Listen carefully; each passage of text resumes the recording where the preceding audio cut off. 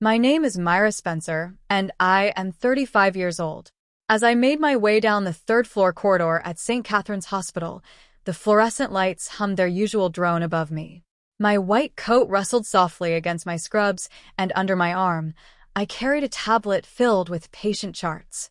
It was a Tuesday, unremarkable, much like every other Tuesday I'd worked since the divorce, filled with endless rounds, mountains of paperwork, and the silent reward of a profession that required only my competence and nothing else.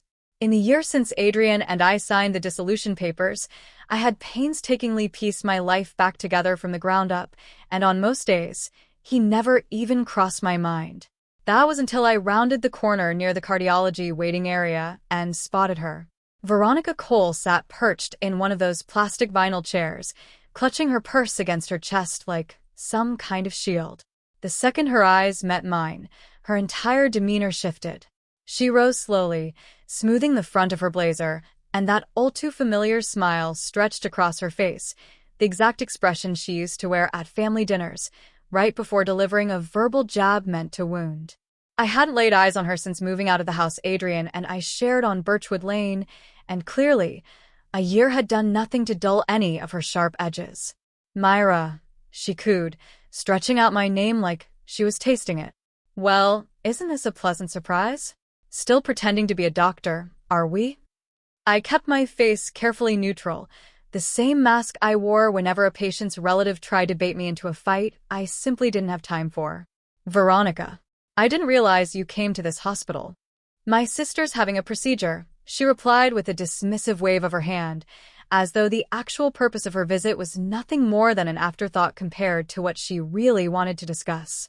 She stepped closer, and the familiar scent of her perfume hit me, pungent and floral, the same suffocating fragrance she'd worn for all the 15 years I'd known her. "But running into you like this feels almost like fate. I've been holding on to something I've wanted to tell you for a very long time." I didn't ask. With Veronica, I'd long since learned that she required no prompting. "Leaving you was the best decision my son ever made," she announced, raising her voice just loud enough for those in the waiting area to overhear, yet soft enough to maintain the illusion of privacy. "He's got a baby boy with your best friend now." And there it was, the verbal grenade she'd clearly been saving for a full year, carefully polished and rehearsed, delivered with the smug satisfaction of someone who believed they were about to watch me shatter. My mind flickered to Olivia, our college days as roommates, the bridesmaid dress she'd worn at my wedding, and the phone calls that mysteriously stopped coming 6 months before my marriage ended, the reason for which had only become clear much later. I thought about how I should have felt, hearing this news from the lips of a woman who'd never made any secret of her disdain for me. But standing there in my white coat, chart still tucked under my arm, I felt absolutely nothing close to what Veronica had been anticipating. "Is that truly what you believe?" I asked. My voice wasn't harsh, nor was it particularly loud. Yet something in my delivery caused her smile to flicker, just for an instant, as if she'd been bracing for tears or fury and got neither. She blinked, trying to recalibrate, parting her lips to deliver another cutting remark, something to resharpen the blade she thought she'd already sunk into my chest. "I simply think you need to understand exactly what you threw away," she pressed on, though the conviction in her tone had noticeably thinned. "A grandson. A real family. Everything you could never give him." I paused before answering, letting my gaze drift past her shoulder to the clock on the wall, then back to her face, to those lines around her mouth that deepened every time she felt particularly pleased with herself. Patients in wheelchairs shuffled past us. A nurse's voice crackled over the intercom, calling out a name. Life continued its steady rhythm around the two of us, and for a brief moment, I almost pitied her for all the energy she'd poured into constructing a moment she thought would finally destroy me. "You should probably get back to your sister," I finally said, stepping sideways to move past her. That's when the door at the far end of the corridor swung open. A man stepped through, tall, dressed in a sharp charcoal suit rather than hospital scrubs, carrying himself with that quiet, authoritative air that caused the nurses near the station to straighten unconsciously. He scanned the hallway once, and then his gaze locked onto mine. The moment he spotted me, Something in his expression softened in a way that had nothing to do with hospital decorum. "Myra," he called out, closing the distance between us with a few easy strides.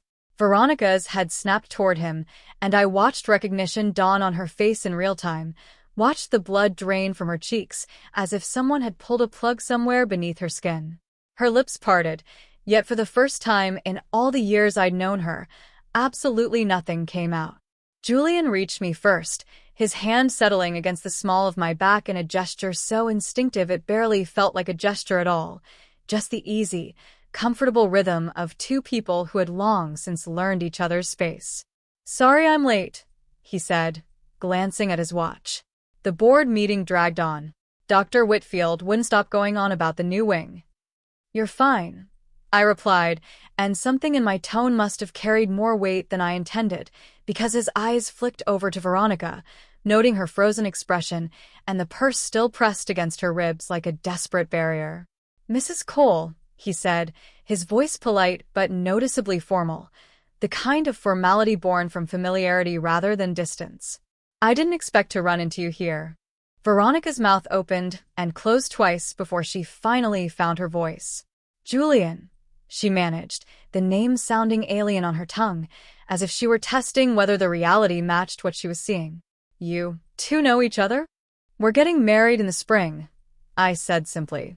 And I watched those words wash over her like a slow-moving tide, watched her try to reconcile the version of me she'd constructed, divorced, discarded, presumably alone, with the very different reality standing right in front of her.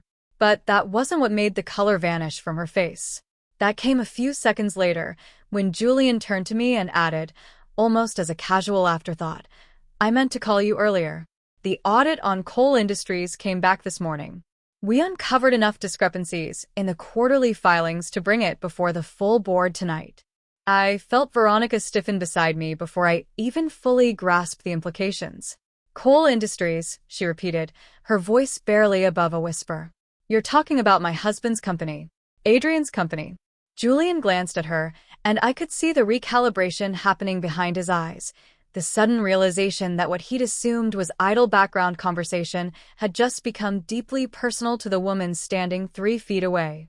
"I oversee capital allocation for the firm that holds the majority stake," he explained carefully. "We've had concerns about the books for months. This morning, we confirmed that money has been moved out of client accounts that should never have been touched. Adrian's name is attached to most of the transfers." The waiting room around us seemed to fall completely silent, though I knew, rationally, that it hadn't.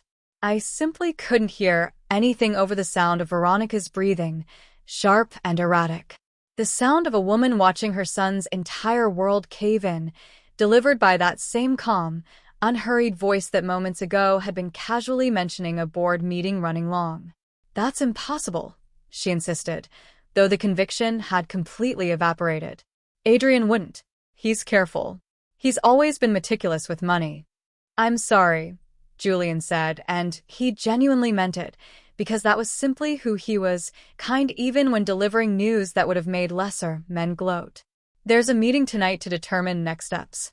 I'd imagine he'll be hearing from legal before the day is out." My thoughts drifted to Olivia then, to the life Veronica had described with such relish only minutes earlier. The baby boy.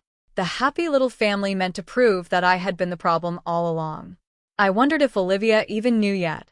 I wondered how long that domestic bliss would hold once the accounts were frozen, once the lawyers began calling, once the company funding their entire lifestyle buckled under the weight of whatever Adrian had been concealing. "I have to go," Veronica said abruptly, her face still ashen, her carefully constructed composure fracturing at the edges in a way I'd genuinely never witnessed before. She turned without another word, heading swiftly toward the elevators, her heels clicking erratically against the tile floor. Watching her leave, I felt no triumph. That surprised me more than anything else that had happened in those last few minutes.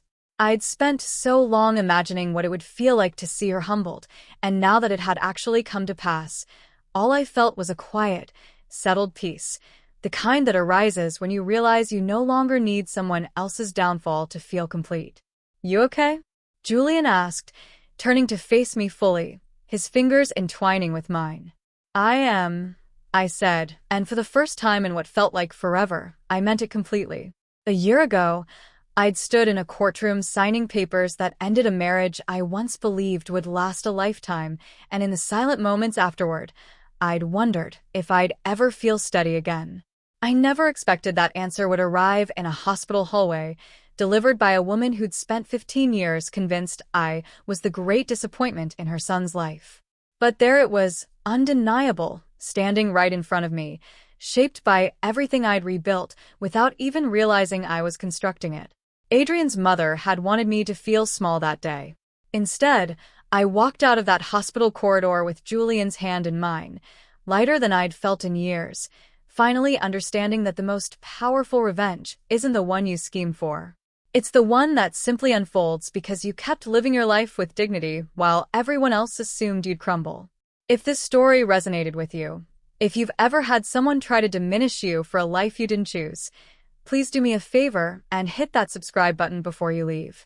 I share these narratives every week, real moments of betrayal, resilience, and the kind of justice that shows up when you least expect it, and I'd love for you to join me for the next one. Thank you for listening, and I'll see you in the next story.